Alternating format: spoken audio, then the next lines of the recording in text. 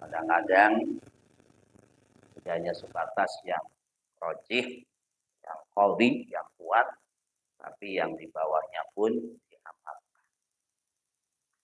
Bapak Ibu yang dirahmati Allah, di dalam kita melaksanakan sholat, tentunya ada yang lengkap dalam hal kita membaca bacaan-bacaan di dalam sholat, baik dari takbiratul ihram, ruku, i'tidal, sujud, kemudian duduk, baik duduk tawarruk maupun iftirash, sampai kepada salam, bacaan-bacaannya ada yang lengkap sesuai dengan tuntunan tarjih, ada juga yang belum, karena memang belum sampai ke situ atau belum selengkap. Nah, oleh sebab itu, Bapak Ibu yang dirahmati Allah, wa an Abi Hurairah, hadis dari Abu Hurairah radhiyallahu an, semoga Allah meridhai antum padanya, qol, yang kata qala Rasulullah sallallahu alaihi wasallam, Rasulullah sallallahu alaihi wasallam bersabda, idza tasahhada ahadukum, apabila salah seorang di antara kalian membaca tasyahud, tasyahud itu asyhadu an la ilaha illallah wa asyhadu anna Muhammadan abduhu wa rasuluh. Fal yasta'id billahi, maka hendaklah ia memohon perlindungan kepada Allah min arba'in, dari 4 hal atau 4 masalah. Yaqul, kemudian membaca, Allahumma inni a'udzu bika min adabi jahannam wa min adabil qabr wa min fitnatil mahya wal mamati wa min syarri fitnatil masiihid. Sampun hafal Bapak Ibu nggih? Hafal sedaya nggih? Insyaallah. Karena ini ada di tarjih kaifiyah bacaan sholat. Yang dimaksud tasyahud di sini adalah pada saat tasyahud akhir, atau biasa dikenal dengan tahiyat akhir. Jadi ketika sudah selesai tahiyat akhir atau tasyahud akhir, qabla salam, sebelum salam, hendaklah ditambahi dengan doa. Ista'in billah. Yang doa itu intinya memohon perlindungan kepada Allah min arba'in, dari 4 masalah atau 4 hal. Yang pertama, Allahumma inni a'udzu bika min adzabi jahannam. Ya Allah, sesungguhnya aku berlindung kepada Engkau min adzabi jahannam, dari siksaan neraka jahanam. Yang kedua, wa min adzabil qabr, dan aku berlindung kepadamu ya Allah dari azab atau siksaan kubur. Yang ketiga, wa min fitnatil mahya wal mamati, dan aku berlindung kepadamu ya Allah dari cobaan hidup dan cobaan mati. Tentunya manusia itu ketika hidup dicoba oleh Allah, dan ketika mati pun atau hendak meninggal juga dicoba oleh Allah. Wa min syarri fitnatil masiihid dajjal. Dan yang keempat, ya Allah, aku berlindung kepadamu dari fitnahnya Dajjal. Wa min syarri fitnatil masiihid Dajjal. Dari kejelekan fitnahnya Dajjal. Yang dimana dalam riwayat dikatakan bahwa kelak Dajjal itu akan turun ke bumi pada saat yang belum kiamat, akan mencoba keimanan hamba-hamba Allah Subhanahu wa ta'ala. Muttafaqun alaih, hadis ini diriwayatkan oleh Imam Bukhari dan Imam Muslim. Nah, di dalam ulumul hadis, manakala hadis diriwayatkan oleh Imam Bukhari dan Imam Muslim, maka kedudukan hadis itu di atas atau lebih tinggi daripada hadis yang hanya diriwayatkan oleh Imam Bukhari atau Imam Muslim saja. Nah, oleh sebab itulah mengapa Tarjih Muhammadiyah kemudian mengambil hadis ini sebagai dalil atau landasan dalam melaksanakan sholat, terutama dalam hal bacaan pada tasyahud atau pada tahiyat akhir. Karena hadisnya muttafaqun. Paham nggih Bapak Ibu? Ini alasan. Wa an Abi Bakrin As-Siddiq. Hadis yang kedua dari Abu Bakar As-Siddiq radhiyallahu anhu, semoga Allah ridha kepadanya. Annahu qala li Rasulillah sallallahu alaihi wasallam, bahwasanya beliau Abu Bakar Siddiq berkata li Rasulillah sallallahu alaihi wasallam, kepada Rasulullah sallallahu alaihi wasallam, alimni du'aan ad'u bihi fi sholati.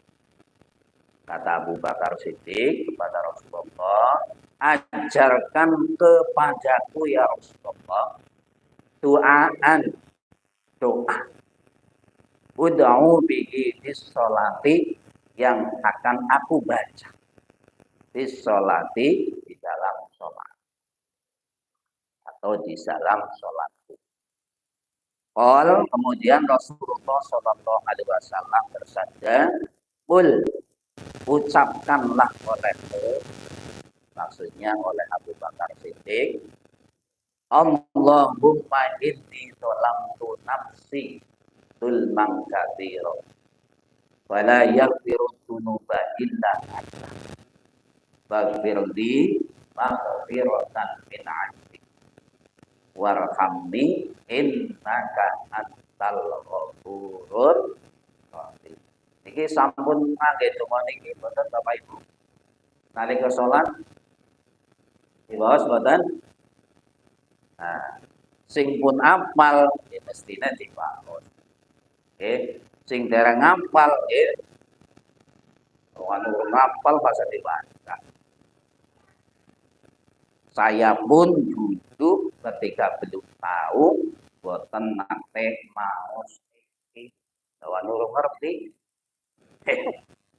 Nah, setelah saya baca di tarjih, ternyata itu ada landasan dalilnya yang sama-sama muttafaqun alaih. Hadis diriwayatkan oleh Imam Bukhari dan Imam Muslim.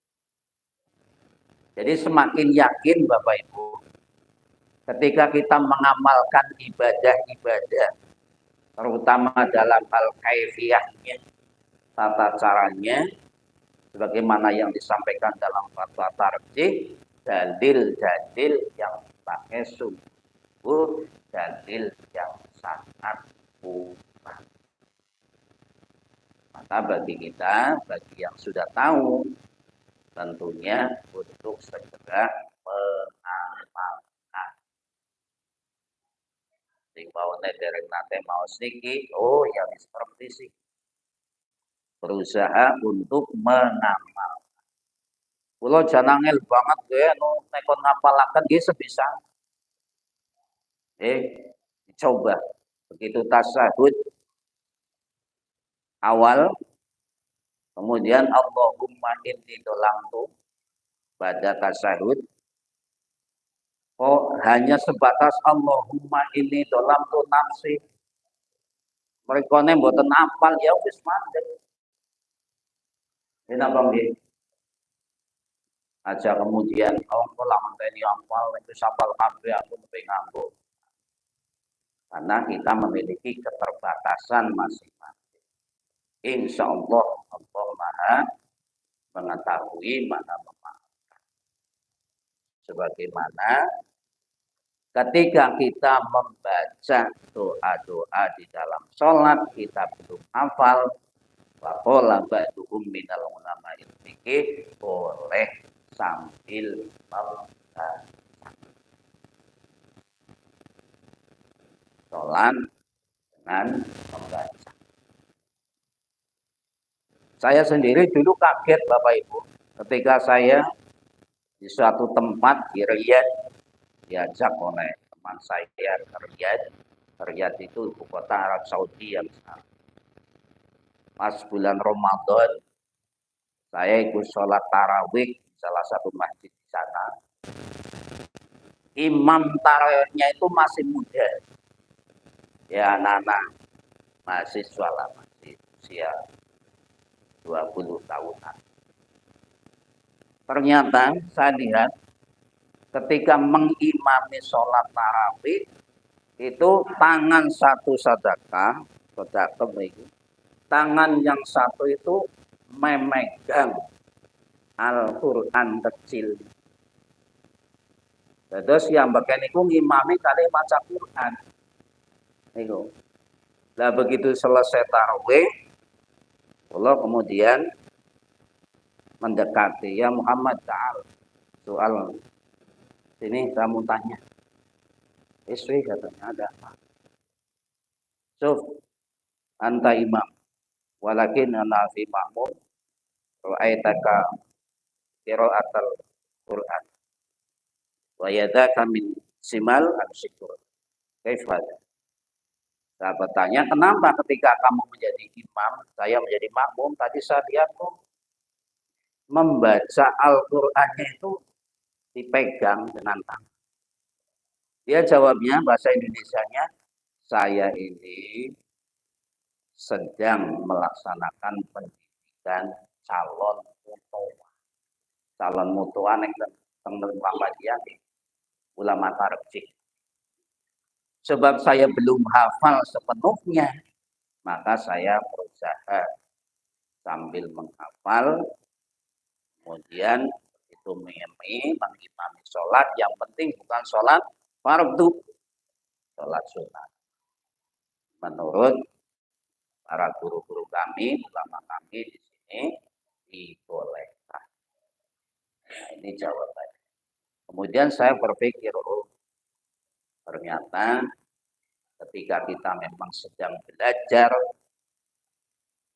bacaan-bacaan di dalam sholat, kalau kita belum tahu, boleh kita sambil membaca.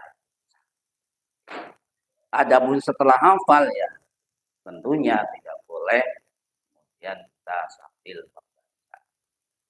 Nah oleh sebab itu Bapak Ibu yang dirahmati Allah, mari kita bersama-sama untuk melaksanakan tata cara sholat baik dalam hal kaifiyah dan bacaannya sesuai dengan tarjih Muhammadiyah yang ternyata dalil-dalilnya sangat-sangat kuat.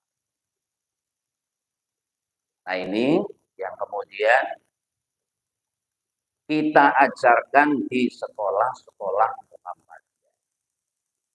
Ketika ada ujian praktek pendidikan agama Islam atau PAI, nah, praktek sholat wajib dengan bacaan-bacaannya dan praktek sholat jenazah sesuai dengan tarjih.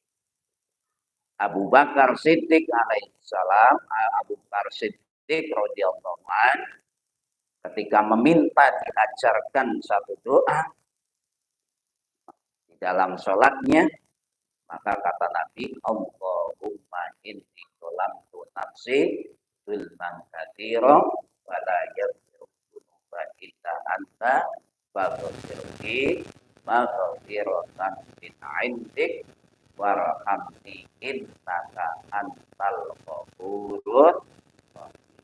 Dibaca setelah tasyahud awal. Tasyahud awal yang cara gampangane tahiyat.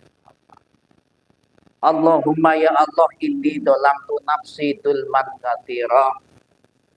Sesungguhnya aku telah menganiaya diriku sendiri. Inni dzalamtu nafsi. Aku telah berbuat dolim nafsi kepada diri. Dzulman katsira, dengan kezaliman yang banyak. Wala yaghfiru dzunuba illa anta. Dan tidak ada yang bisa mengampuni dosa illa anta kecuali Engkau ya. Faghfirli, maka daripada itu ampunilah aku maghfiratan min 'indika, dengan ampunan min 'indika dari sisi Allah Subhanahu wa ta'ala. Warhamni, dan sayangilah aku. Innaka, sesungguhnya Engkau ya Allah, antal ghafurur rahim. Engkau adalah zat yang maha pengampun lagi maha penyayang. Maknanya pun ini saya sangat nama badan Bapak Ibu. Saya satu doa ini saja ketika tasyahud awal kita baca, sebelum kita bangkit melanjutkan rakaat selanjutnya, dibaca dengan sungguh-sungguh, lisan kita membaca, hati pikiran kita menerjemahkan, dan seakan-akan kita sedang atau betul-betul sedang menghadap Allah, Allah kemudian mengabulkan atas satu doa ini saja. Maka terbebaslah kita dari dosa-dosa yang barangkali baik sengaja atau tidak sengaja dalam keseharian kita laksanakan atau kita lakukan.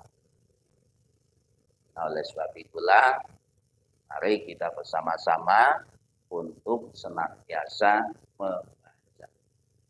Nah, ketika saya mengamati di sekolah, terutama di SMK keseharian saya, kadang-kadang imam, karena tidak mesti saya kasihkan kesempatan kepada imam.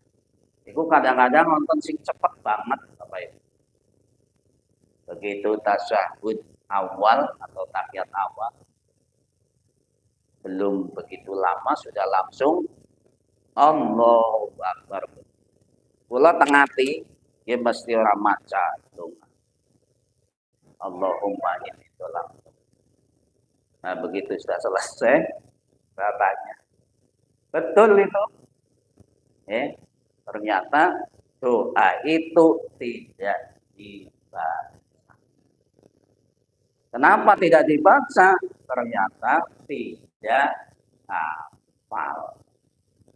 Nah, itu padahal bekerja di amal usaha kampanye.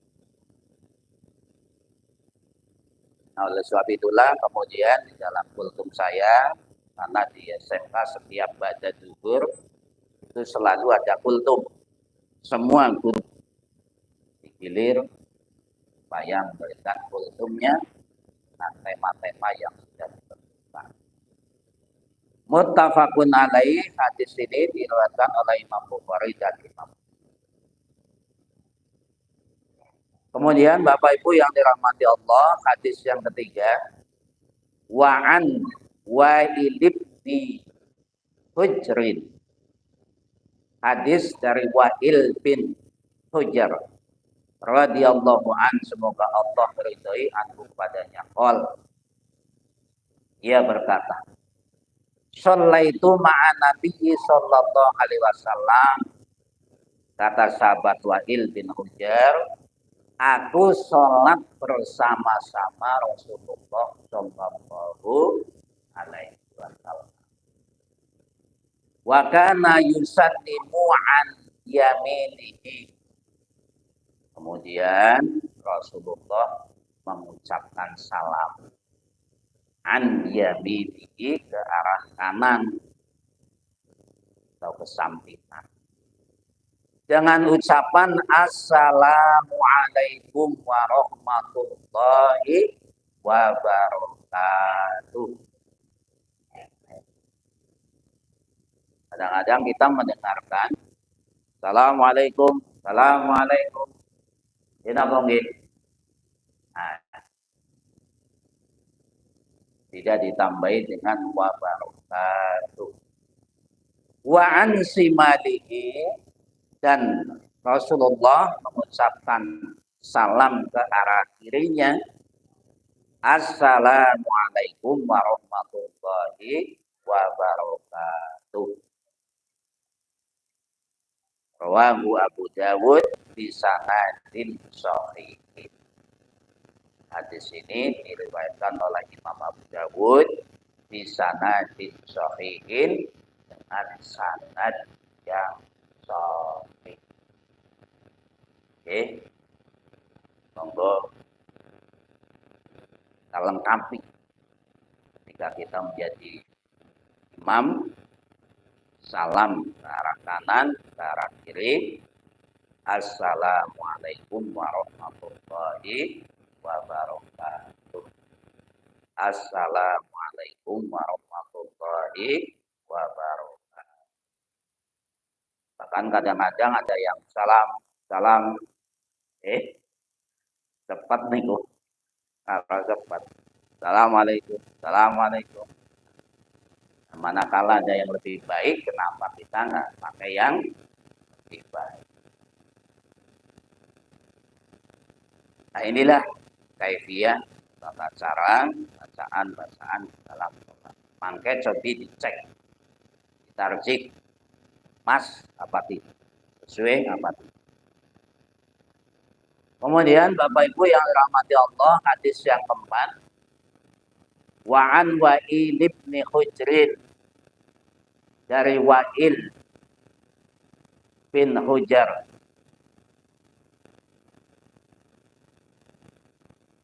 radhiyallahu an, semoga Allah meridhai anhu kepadanya, annan nabiyya sallallahu alaihi wasallam, bahwasanya Nabi sallallahu alaihi wasallam kana yaqulu fi duburi kulli sholatin maktubatin, pada tiap-tiap akhir sholat maktubah.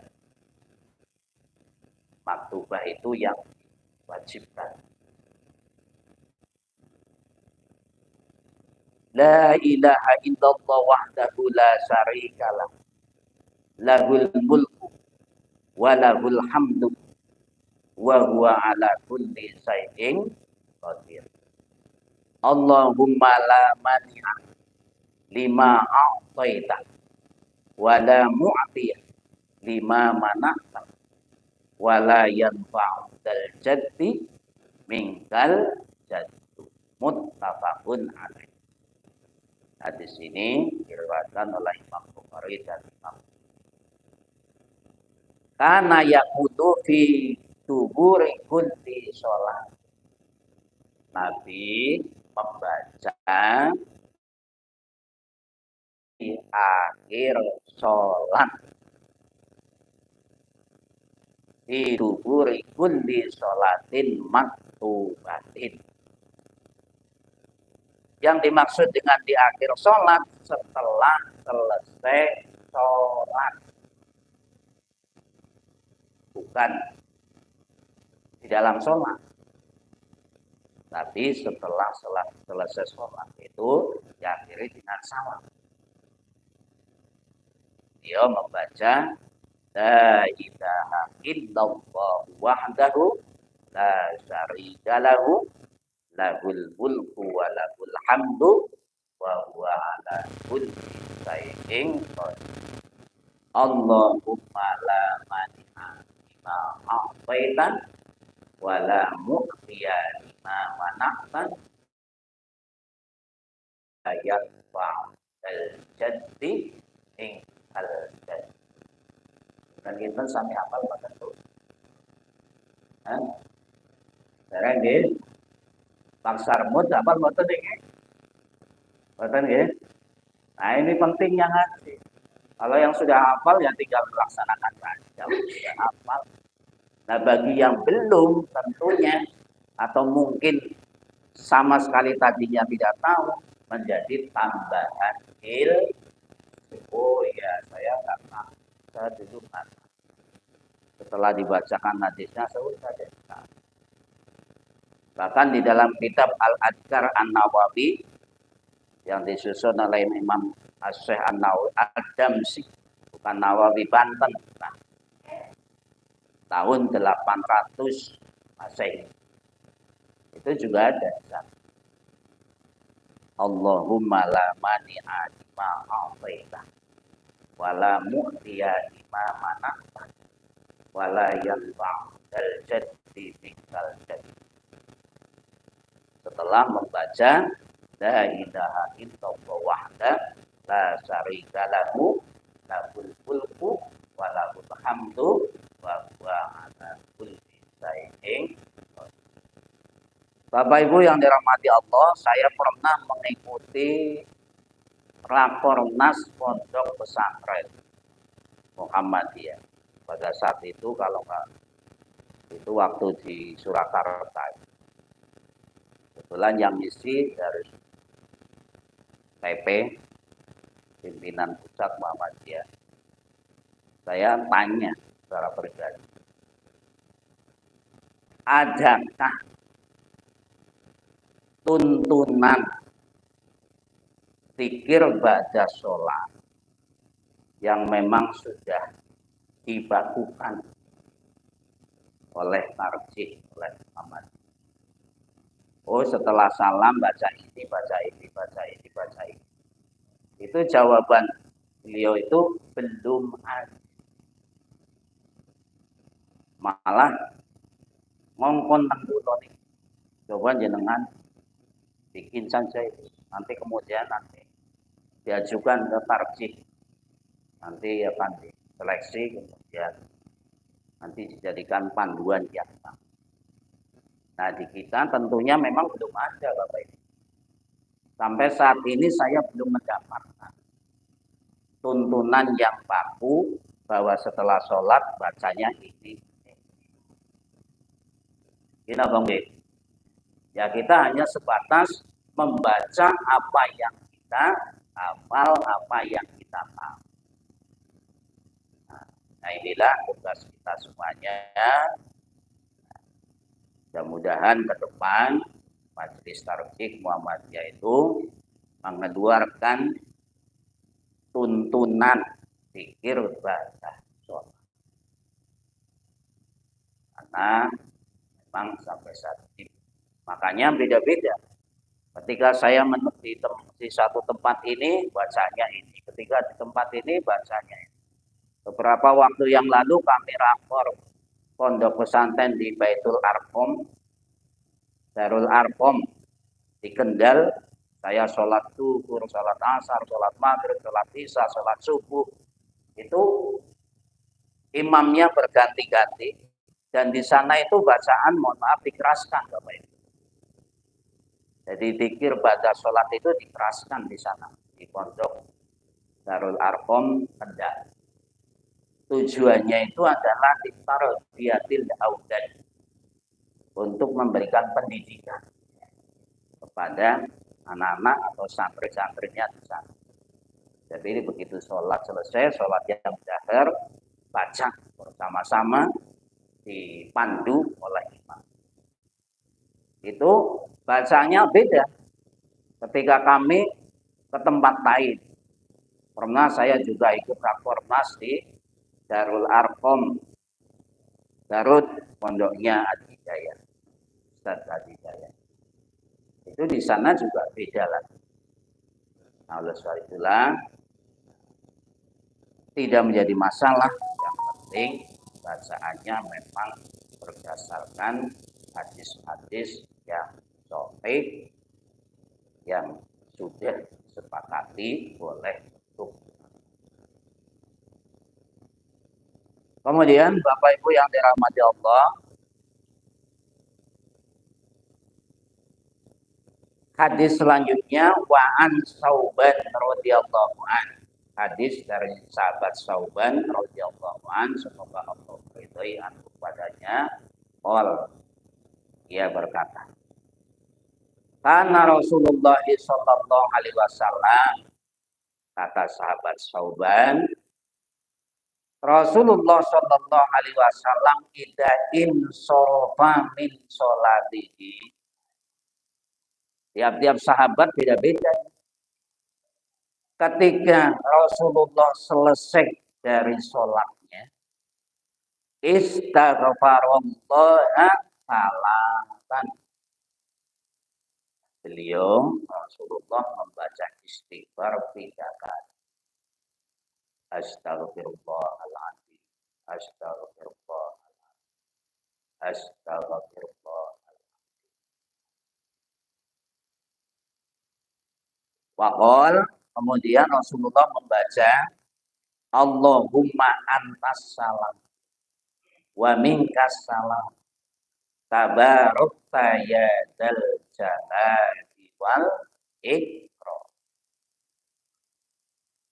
Rawahu Muslim, hadis diriwayatkan oleh Imam. Dan dalam riwayat yang lain, Allahumma antas salam wa minkas salam wa ilaika ya'udussalam fa hayyina rabbana bisalam wa dakhilnal jannata daruka darussalam. Tapi ini tidak dipakai di kita. Oke. Kalau yang di kita Muhammadiyah Sardi, ini yang Allahumma antas salam wa minkas salam tabarakta ya dzal jalali wal ikram. Rawahu Muslim, hadis diriwayatkan oleh Imam. Jadi monggo Bapak Ibu semuanya, salah satu kelemahan di kita itu ya ketika sholat itu salam kemudian tidak membaca pikir-pikir atau dan yang sesuai dengan tuntunan Rasulullah, kemudian pergi begitu saja. Padahal Rasulullah dalam riwayat ini masing-masing sahabat memberikan testimoninya bahwa Rasulullah ketika sholat dengan sahabat A begini, dengan sahabat B doanya ini dan lain sebagainya.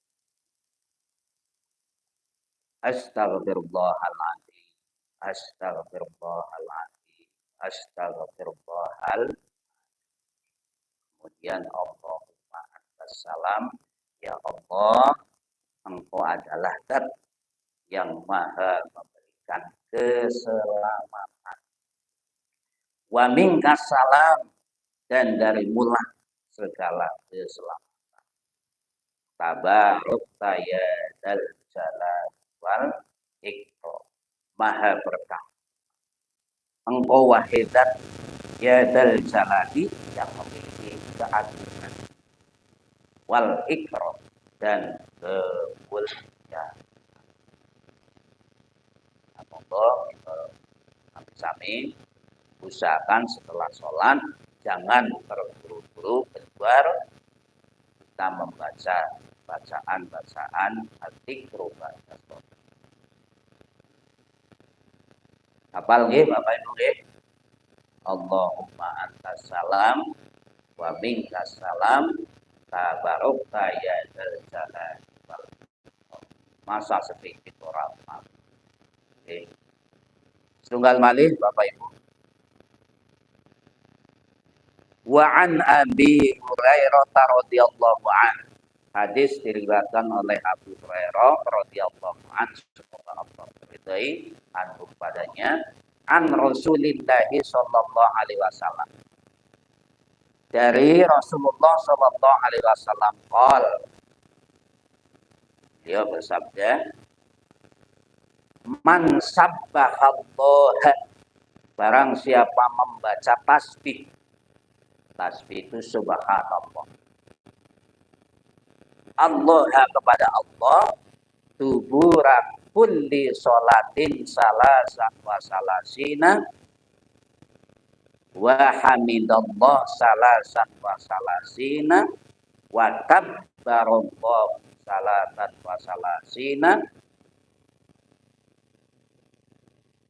Barang siapa yang membaca tasbih setelah sholat, kulli sholatin, pada setiap sholat, salasan wa salasina, 33 kali, wa hamidallah, dan membaca alhamdulillah, alhamdulillah, alhamdulillah 33 kali, wa kabbarallahu, dan membaca takbir Allahu akbar, Allahu akbar, Allahu akbar, salatan wa salatina 33 kali. Watil kantis matisuna, yang kesemuanya itu kalau dijumlahkan menjadi 99. Tis'un wa tis'un. 99 itu napa Bapak Ibu? Asmaul Husna. Wa qala tamama mi'atin. Kemudian Rasulullah sallallahu alaihi wasallam bersabda, tamama mi'atin, sempurnakan hingga 100. Jadi ditambahi siji maning. Napa? La ilaha illallah wahdah la syarika lahu, lahul mulku wa lahul hamdu wa huwa ala kulli syai'in qadir. Nah, ini kan mau pun nonton, okay? Bacaan ini tadi sama sebagaimana diriwayatkan dari sahabat Wahid. Maka bagi orang yang setelah sholatnya membaca bacaan tersebut, kata Rasulullah, ufirat lahu khotoyahu, ufirat diampuni lahu baginya khotoyahu, dosa-dosa atau kesalahan-kesalahan. Fa in kanat misla zabadil bahri, meskipun dosa-dosanya itu seperti buih di lautan. Buih di lautan itu kurang naik. Tapi nggak kayak di situ kan. Rawahu Muslim, hadis ini diriwayatkan oleh Imam Muslim, wa fi riwayatin ukhra, dan pada riwayat yang lain, anna takbiran arba'un wa salasu. Dan dalam riwayat yang lain dikatakan 30. Ini ada dalam Sahih Muslim, hadis yang ke-597. Dan juga di dalam kitab Sunan Ibnu Majah, yaitu dalam bab yaitu kaul fis ba'da salat, ucapan-ucapan Rasulullah atau bacaan-bacaan Rasulullah setelah salam selesai dari sholat, pada hadis yang ke-924. Nah, oleh sebab itu Bapak Ibu yang dirahmati Allah, minimalnya kita tidak kaget manakala kita sholat berjamaah atau di tempat yang lain. Oh, kemudian ada orang yang membaca seperti ini. Oh, itu ternyata juga ada landasannya dan dalilnya ada. Nah, oleh sebab itulah Bapak Ibu yang dirahmati Allah, mari kita bersama-sama setelah kita sudah tahu bahwa itu ada dalilnya, ada tuntunannya, kita berusaha untuk mengamalkannya. Terus terang saya tidak membaca hadis-hadis yang selain hadis sahih yang saya bacakan. Karena bagi kita Muhammadiyah itu hadis-hadis yang lemah atau yang dhaif, apalagi yang maudhu, tidak menjadi landasan dalam kita beribadah kepada Allah Subhanahu wa taala. Kinten-kinten niki mun sami ngamalaken apa cara niki Bapak Ibu? Sampun nggih. Alhamdulillah ingkang dereng nggih berusaha. Wah anu angel ya jaduk ditulisan. Oke. Sekiranya belum hafal, belum tahu, belum bisa ya minta dituliskan kepada kita khususnya di TCM insya Allah Pak Haji Saiful Anam, Pak Haji Maskur Ihsan tentunya tahu sehingga kita dalam melaksanakan ibadah sesuai dengan tuntunan syariat agama kita. Demikian Bapak Ibu yang dirahmati Allah, alhamdulillah kajian hadis pada malam hari ini sudah kita laksanakan bersama-sama. Bagi yang sudah mendengarkan murojaah kembali, bagi yang belum sama sekali menjadi tambahan ilmu bagi kita semua. Kita taufik wal hidayah. Nasrullahi wa barakatuh. Assalamualaikum warahmatullahi wabarakatuh.